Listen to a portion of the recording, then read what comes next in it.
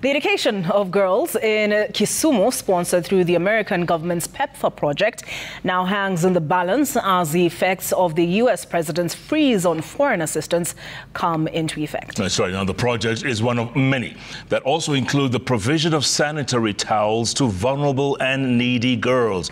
And as Laura Otieno reports, the aid freeze has also awakened fears of an increase in the cases of gender-based violence in the region. Take a listen.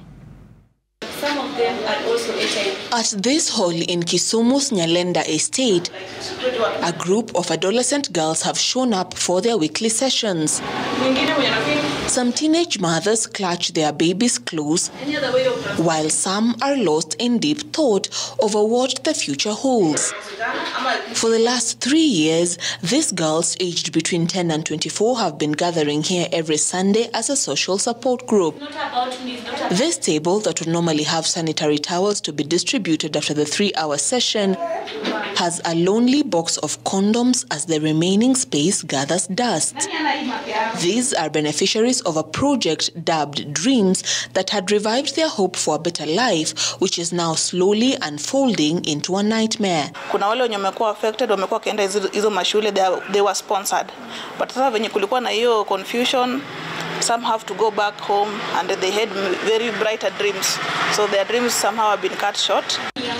The PEPFAR-funded Dreams project was founded in 2014 to cater to the increasing new HIV infections among adolescent girls and young women across 15 countries in Africa. According to the United States Department of State, Kenya received a total of 12 billion shillings between 2016 and 2019 for the project, reaching more than 350,000 adolescent girls and young women across 7 counties. The roster on this wall showing how roles were split among the girls, where they took turns to peer educate on issues including sexual and reproductive health and counseling. However, with Dreams off the table, the future is bleak for these young girls and adolescent women. Vitu kama sanitary towels hatungeikosa. Kitambo ilikuwa like a challenge kidogo, but hapa katikati through the funding ungepata like most of the girls they have access to this. We also had pad banks where there were pads kept. So akikosa hii itabidi maybe atafutie kwa mtu ama mtu amwambie si ukuje kwangu ndo nikupatie kitu kidogo uende utafute hiyo pad. You see that, and that may lead to baby GBV. Similarly, sanitation projects have also taken a hit.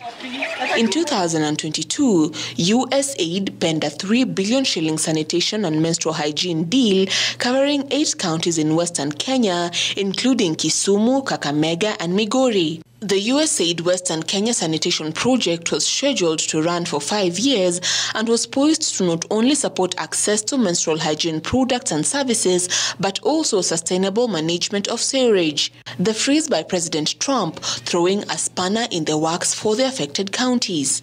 We risk having some of the communicable diseases that are associated with poor sanitation.